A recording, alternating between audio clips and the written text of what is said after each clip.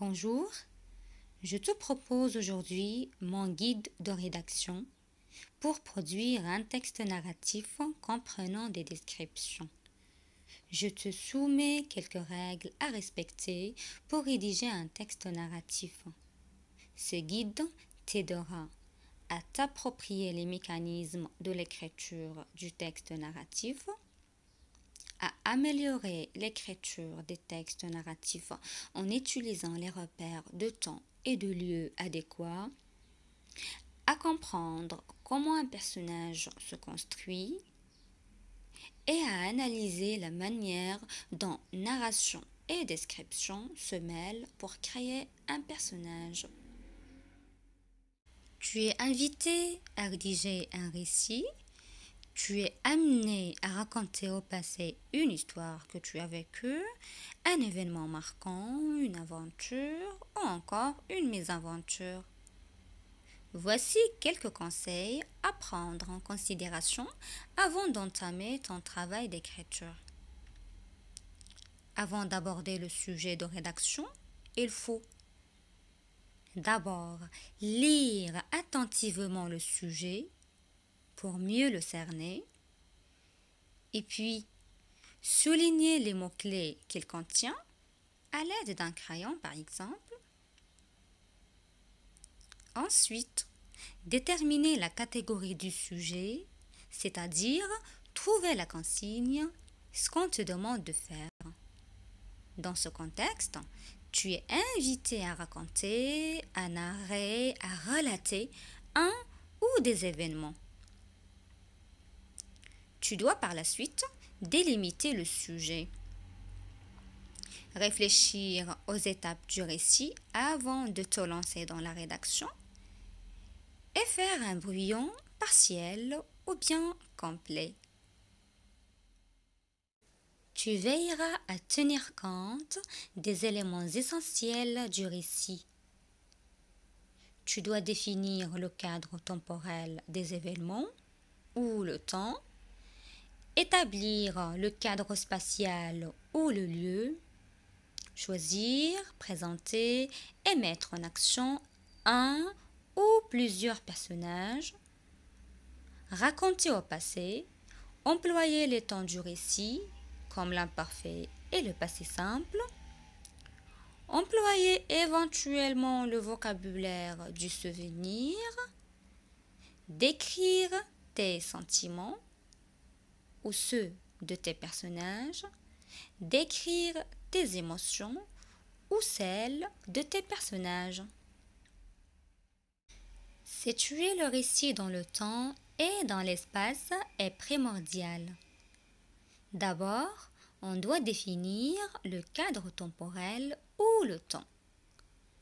Le temps de l'histoire peut être indiqué de façon précise, par exemple par la mention d'une date, 2000-2020, ou peut être déduit grâce à différents indices présents dans le récit.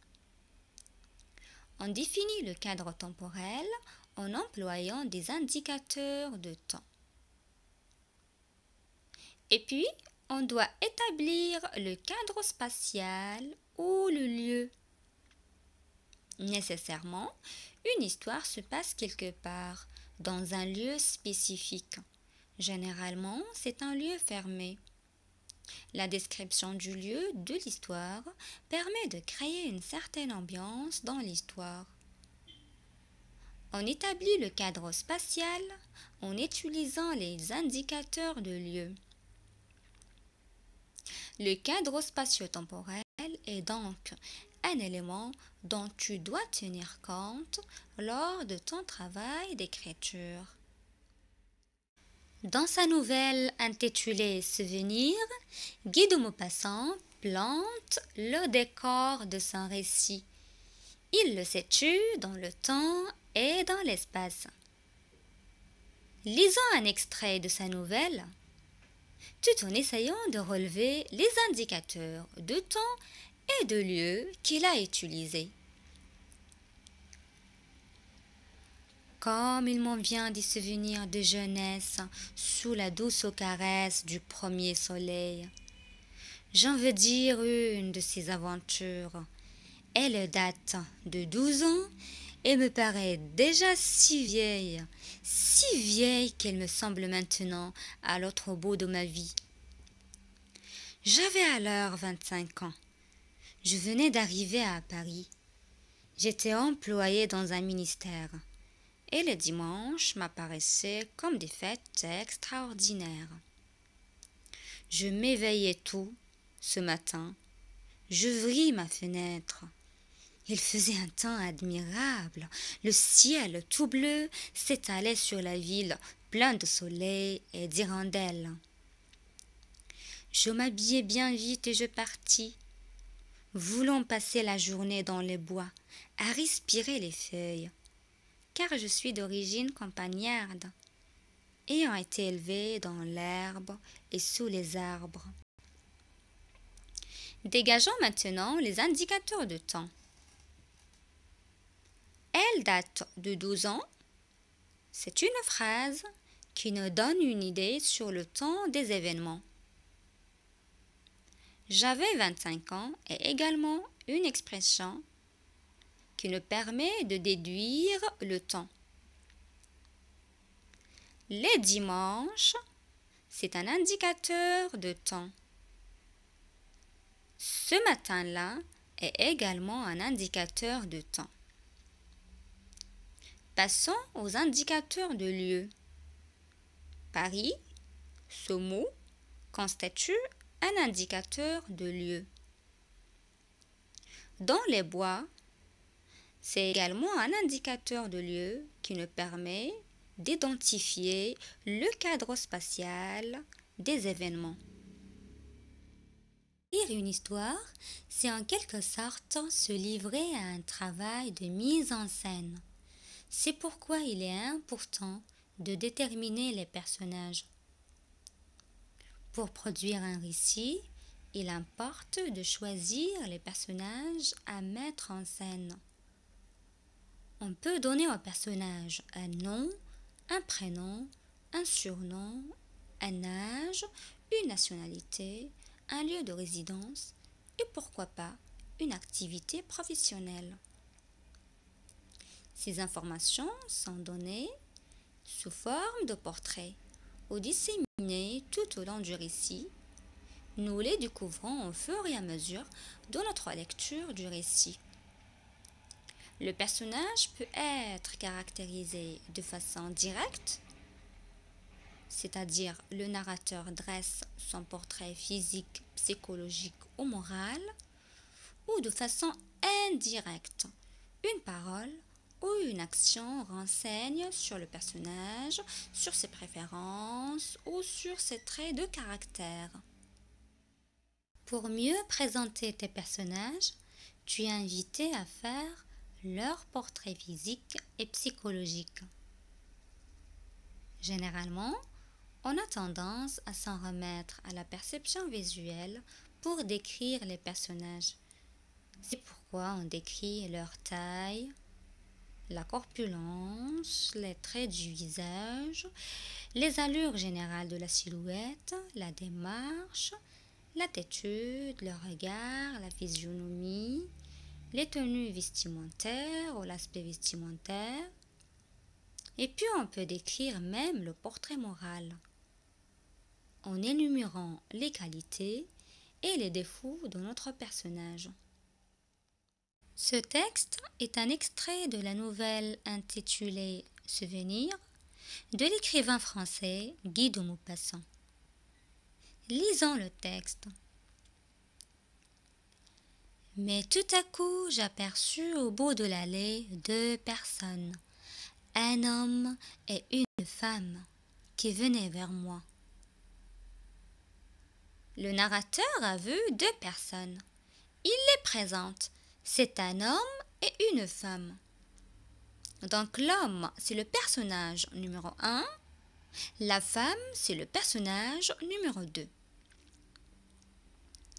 La femme, en effet, agitait son ombrelle, et l'homme, en manche de chemise, la redingote sur un bras, élevait l'autre en signe de détresse. Dans ce fragment, Guy de Maupassant a utilisé la phrase ou bien l'expression agiter son ombrelle, qui comporte le verbe d'action agiter, pour décrire les actions de la femme qui ne dévoilent une facette de sa personnalité. Les expressions en manche de chemise, la redingote sur un bras nous décrivent la tenue du personnage. Il s'agit du portrait vestimentaire. Cette expression en signe de détresse nous renseigne sur la psychologie du personnage. Il s'agit de son portrait moral. C'est le portrait moral de l'homme. J'allais vers eux. Ils marchaient d'une allure pressée, très rouges tous deux. Cette expression, cette phrase, ils marchaient d'une allure pressée, nous donne une idée sur l'allure des personnages. Elle, à petits pas rapides, lui, à langues enjambées. Ces deux phrases nous renseignent sur les démarches des personnages. La femme marchait à petits pas et l'homme marchait à langues enjambées. On voyait sur leur visage de la mauvaise humeur et de la fatigue. Raconter au passé implique l'emploi des temps du récit, l'imparfait et le passé simple. On utilise des verbes d'état comme le verbe être, sembler, paraître, conjugué à l'imparfait pour fixer l'image de ce qui est décrit. L'imparfait permet de décrire des lieux, des personnages ou de commenter des actions. La description marque une pause dans le récit.